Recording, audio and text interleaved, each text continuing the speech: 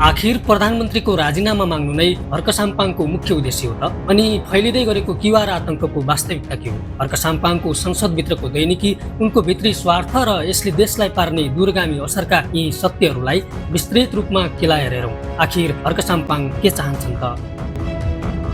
Number 1, संसद भवनभित्र बालेन शाहको राजीनामाको रटान। बालेनले राजीनामा दिनुपर्छ। सुकुम्बासी बस्ती किन भत्काइयो? बालेनले राजीनामा दिनुपर्छ। संसदमा प्रधानमन्त्री बालेन किन आएनन्? बालेनले राजीनामा दिनुपर्छ। हो, हिजो आज संसद भवन छिरेपछि श्रम संस्कृति पार्टीका अध्यक्ष हर्क साम्पाङ र उनका सांसदहरूको मुखबाट निस्कने एकमात्र रटान यही हो।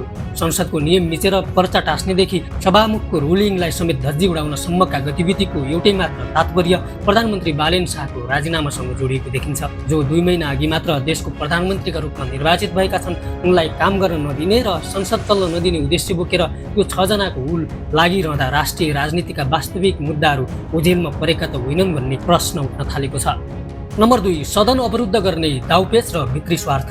हर्क साम्पाङका सांसदहरूको टिम सदन सुरु हुने बित्तिकै कुनै न कुनै बहानामा अवरोध गर्न तम तयार भएर बस्छ। कहिले प्ले कार्ड देखाउँछन्, कहिले टेबुल बजाएर हल्ला गर्छन् त कहिलेकाहीँ सभामुखसँग समय नै नमागी आफै उठेर बोल्न थाल्छन्। मानव संसद देशको कानुन बनाउने सर्वोच्च थल होइन, कुनै चोकको चौतारी हो। देश आर्थिक मन्दीको चपेटामा छ। युवाहरू बेरोजगारीका कारण दिनौँ विदेशी रहेका छन्। तर जनताका यी गम्भीर सवालहरूमाथि संसदमा बहस हुन नदिनु यो समूहको दैनिक कार्यतालिका जस्तै बनेको छ। यसरी नियम मिचेर सदन अवरुद्ध गर्नुको पछाडि कतै भित्री राजनीतिक स्वार्थ त लुकेको छैन।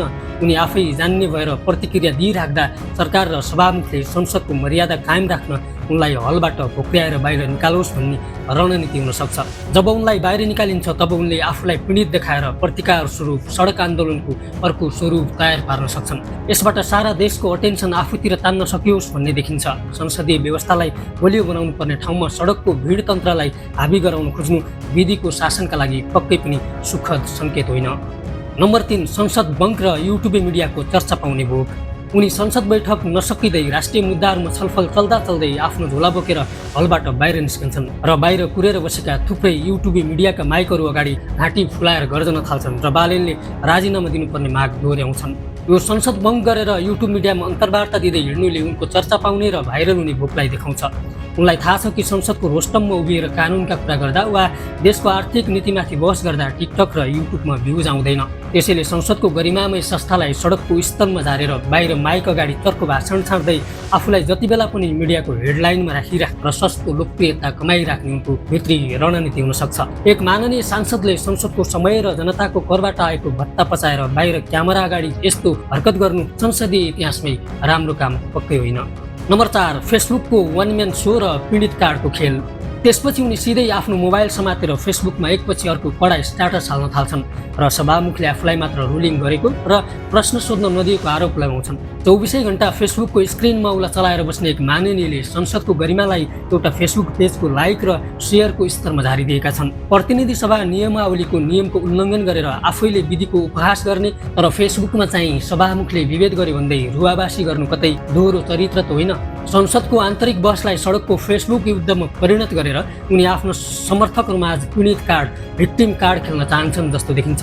संसदभित्र नियम मिच्दा लागेको आफ्नो कानुनी खोटलाई फेसबुकमा लुकाएर समाजलाई भड्काउनु र आगामी चुनावका लागि भोट आफ्नो खल्तीमा पार्नु उनको मुख्य उद्देश्य हुन सक्छ, जुन एउटा जिम्मेवार नेताका लागि सुहाउने कुरा होइन। नम्बर 5, सुकुम्बासी र सहकारी नाममा गुहीको आँसु र भ्रमको खेती। हर्क साम्पाङले संसदमा उठाउने गरेको ठूलो मुद्दा हो सुकुम्बासी बस्ती र सहकारी। सुकुम्बासी बस्तीमा डोजर किन लगाइयो यसको जवाफ चाहिन्छ। जबकि सरकारले सुकुम्बासीहरूको दिगो व्यवस्थापनका लागि स्थानीय चुनाव अगाडि नै लाल पूर्जा दिने र त्यतिन्जेलसम्मका लागि महिनाको प्रति व्यक्ति 15,000 रुपियाँ र खाना बस्नका लागि भत्ता दिने घोषणा गरिसकेको छ। राज्यले उनीहरूको घाँस र बाँसको उचित ग्यारेन्टी गरिरहेको छ। सहकारी पीडितको रकम पनि सरकारले फिर्ता गर्दैछ। तर हर्क यो सरकारी तथ्यलाई आम जनता सामु जानै दिँदैनन्। सरकारले समाधान गर्न खोजेको संवेदनशील मुद्दालाई उठाएर उनी आफै सुकुम्बासीको एकमात्र मसिया र सर्वोपरि नेता बन्न खोज्दैछन् कि भन्ने आशंका उठेको छ।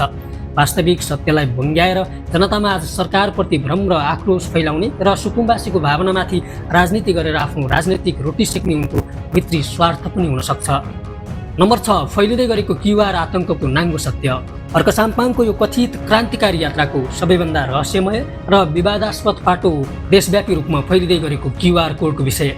हिजो धरानमा हुँदा विकासका नाममा क्युआर कोड तिर्साएर देश विदेशका सोझा जनताबाट करोडौँ रुपियाँ सङ्कलन गरेका साम्पाङले आज पार्टीको अध्यक्ष र देशको माननीय संसद भइसकेपछि पनि त्यही शैलीलाई अघि बढाएका छन्। अचेल उनी र उनको श्रम संस्कृति पार्टीले सामाजिक सञ्जालमा खुल्ला क्युआर कोड र बैंक खाता नम्बर राखेर पार्टीका गतिविधि सञ्चालन गर्न, नेता कार्यकर्ताका लागि टी सर्ट छाप्न र सङ्गठन विस्तारका नाममा देशभरि र विदेशमा बस्ने नेपालीहरूबाट निरन्तर चन्दा मागिरहेका छन्।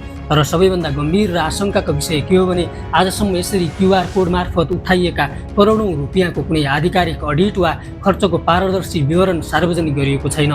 अझ उनले भर्खरै Harka Sampang rescue and help foundation नामको एउटा नयाँ संस्था स्थापना गरेका छन् र त्यसै मार्फत दूरदराजमा खानेपानी, विद्यालय र स्वास्थ्य चौकी बनाउने घोषणा गर्दै पुनः चन्दा मागिरहेका छन्। राज्यको कानुन बनाउने सर्वोच्च थलो संसदमा बसेको एक जिम्मेवार माननीयले राज्यको औपचारिक आर्थिक प्रणाली, ब्याङ्किङ नियमन र कर प्रणालीलाई चुनौती दिँदै बिना अडिट आर्थिक सङ्कलन गर्नु वित्तीय अराजकताको नमुना बन्न सक्छ। जनतालाई भ्रममा पारेर उठाइएको यो चन्दा आखिर विकासका लागि हो कि पार्टीका नेता कार्यकर्ताको सुख सहेलका लागि हो भन्ने कुराले पनि अहिले सिङ्गो देशमा आशंका जन्माएको छ। नम्बर 7, छातीमा प्रचार र 6 सांसदको हुलुज्जत। एउटा राष्ट्रिय सांसदको मर्यादा कस्तो हुन्छ भन्ने सामान्य हेक्का समेत नराखी उनी संसदभित्रै माइकिङ शैलीको हरकत देखाउँछन्। उनको सिक्को गर्दै श्रम संस्कृति पार्टीका 6 जना सांसदहरू पनि संसद सुरु हुनासाथ र सभामुखले किन उठेको भनी सोध्न नपाउँदै पालै पालो आफ्नो पर्चामा लेखेका घरेलु नाराहरू संसदभित्र कण्ठ गरेर सुनाउँछन्।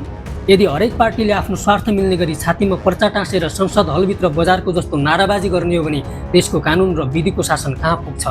संसदको हललाई कुनै आन्दोलनकारी चोक जस्तो भद्रगोल बनाएर उनी आफ्नो सानो 6 सिटे दल भए पनि संसदभित्र सरकारलाई ठूलो धक्का दिएको जस्तो भ्रम फैलाएर सस्तो राजनीतिक माइलेज कमाउन खोज्दैछन् कि भन्ने देखिन्छ।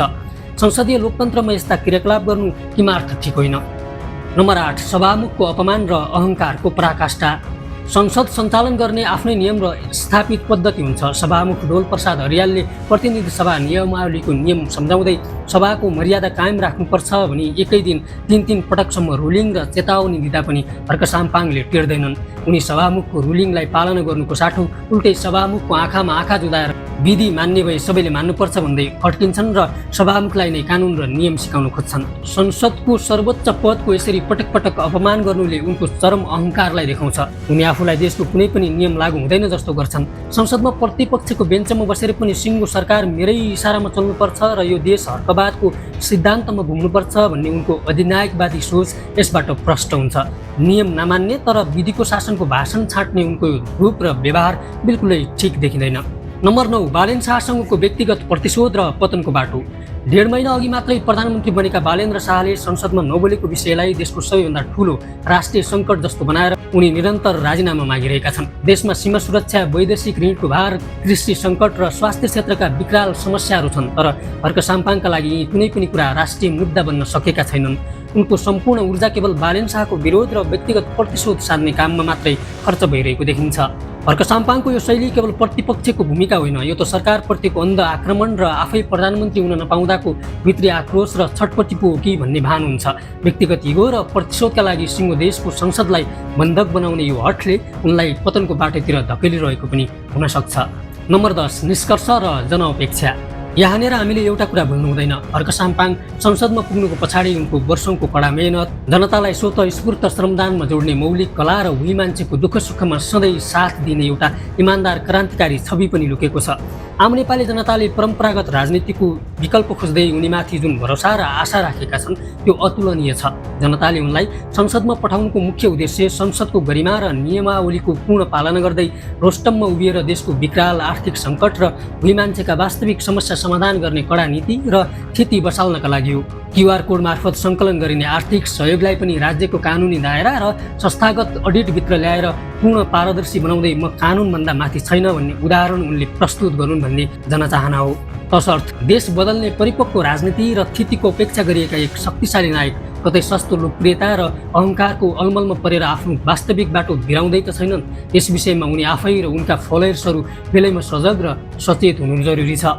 उनले आफ्नो ऊर्जालाई अराजकतामा होइन, विधिको शासन स्थापना गर्न र देशलाई सही निकास दिन प्रयोग गर्नुपर्छ। अब फैसला तपाईँको हातमा छ। जनप्रतिनिधिहरूबाट जनताले राखेको यो अपेक्षा र सुशासनको यो बाटो कतिको सही छ? आफ्नो अमूल्य धारणा कमेन्ट बक्समा राख्नुहोला। आजको लागि बिदा दिनुहोस्। हवस् त, धन्यवाद।